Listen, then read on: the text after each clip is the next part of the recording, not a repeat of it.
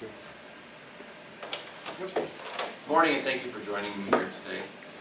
I'll be glad to answer any questions on today's topic or discuss a new initiative that the county will be entering into with regards to how it borrows money. As many people know, for a number of years now, there has been a little fight between the county and the Erie County Fiscal Stability Authority about who borrows on behalf of the county. Various times the Erie County Control Board has borrowed on behalf of the county, while in other years the county has borrowed on behalf of the county. And we know for some time now that it is in the best interest of the county to move the county back into the position of borrowing on its own behalf, especially if there is a chance in the near future that the county will be required to contribute a significant amount towards a new stadium, in which bonds would have to be floated out for at least a 20 to 30-year period. So earlier this year, our office contacted the County Controller's office and asked the Comptroller to issue an RFP for underwriters, at which time they did not. Being the former Comptroller, I was a little disappointed in action, and so my office contacted underwriters to find out what would be the rates that the county could receive. And talking to various underwriters, we've received notice that if the county changed the way we do our bonding, we changed the way we make payments, we also include as part of the repayment structure the intercept of our sales tax, which is exactly what the ECFSA does, that the county could receive just as good or better rates than actually the ECFSA. And so based on that, and after talking it over with my staff, talking to the Comptroller this morning, and talking to the chairperson of the Erie County Fiscal Stability Authority, I'm announcing that the county will be re-entering the bond market this year. We'll be doing approximately $33 million worth of bonds, 29 which are general obligation bonds for all of our various projects, especially our roads, our bridge work, and about a little less than $4 million for work that will be done as part of the county's sewer districts. This is actually a good day because in some ways this is another step that the county is taking away from the red-green fiscal crisis of nearly 10 years ago.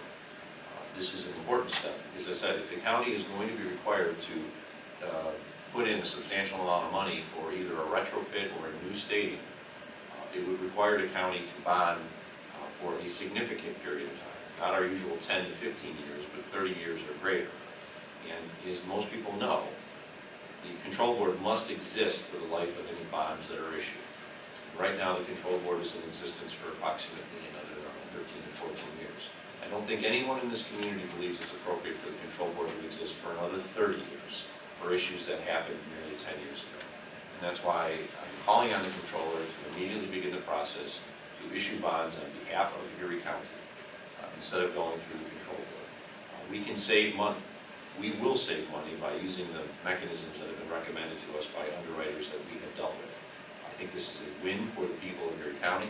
It's a win, truthfully, for the entire community by sending the message once again that Erie County's finances are stable. Erie County is capable of doing the borrowing on its own, and this will, in the long run, ensure that Erie County has the capability of doing what it needs to do in the event a new stadium needs to be built. The county contributes a portion of the amount associated with that. Because as we know, a new stadium will be very expensive. It will not be something that comes immediately at a low cost. I've talked about whether we need to do a new stadium, a retrofit or not, but I want to ensure that if a new stadium is the thing that's eventually decided, the county is ready to fulfill its part. And that requires us to do our borrowing starting this year, not next year or the year after that, this year. So that is why I'm moving ahead and calling on Comptroller to immediately begin the process so that the county can issue bonds on its own instead of through the Control Board starting this year. And I talked to the Comptroller this morning, and he's looking forward to reviewing what we have and going forward. It's up to him because he issues the bonds, but it's, I control whether the Control Board borrows or not. And I made the determination that the county should be borrowing because we can save money and it's in the best long-term interest for this community to do so. I'm glad to answer any questions on this or other topics. Do you feel that there's still a perception out there that Erie County is in some financial trouble? I mean, it's been a long period of time. Do you think people are mostly over what happened 10 years ago? I think the general public is over it, but the problem is when I talk to underwriters or bankers in New York City, they hear that the county's not borrowing, and they wonder, why isn't the county borrowing? The city of Buffalo borrows on its own behalf, even though the Buffalo Fiscal Stability Authority still exists. So why isn't the county And it kind of creates this image in their minds that there must be some reason why the county is not borrowing that's a negative reason. Now, the credit rating has increased in the county. When I took over as county controller, the credit rating was the worst rating you could have above junk bond status. Just one rating above junk bond status. It's now in the A category. And I think it says a lot about the work that's been done over the years by everyone to get to the A category. But when you talk to Wall Street, they're still like, well, why aren't you borrowing on your own? This makes no sense. We talk to rating agencies. We just had a rating agency contact us last week, and they don't understand why the county's not borrowing on its own. And so I think it's important for us to send the message that the county is not only financially stable, but that we have the ability and the wherewithal to borrow on our own, because not only do we need to do it today, but we may need to do it for substantial amounts in the future. And that's the message I think that needs to be sent out to the business community on Wall Street, if not necessarily the community here in the county. How much could this potentially save? Hundreds of thousands of dollars. What we've looked at is changing our payment structure, changing the dates that we make payments, to move up some of the payments, and also, importantly, the one reason why the Erie County Fiscal Stability Authority has a slightly higher bond rating than the county is because they intercept our sales tax, and they use the sales tax to pay off our debt service. We're willing, at least my office is willing, to allow an intercept of our sales tax to be used in a segregated account to pay for the debt service associated with the repayment of bond. And we've never done that before. And that gives, and will give underwriters and bond purchasers the assurance that they need that this is a good bet. And as a result of it being a good bet by buying the bonds, we get a better rate. So the advantage the control board has had is it gets the sales tax intercept, and it uses that to pay off the bonds. That's why they have a slightly higher credit rating. If we're willing to give the bond underwriters and the bondholders a similar sales tax intercept, then there's really no difference between the county and the Erie County Fiscal Stability Authority.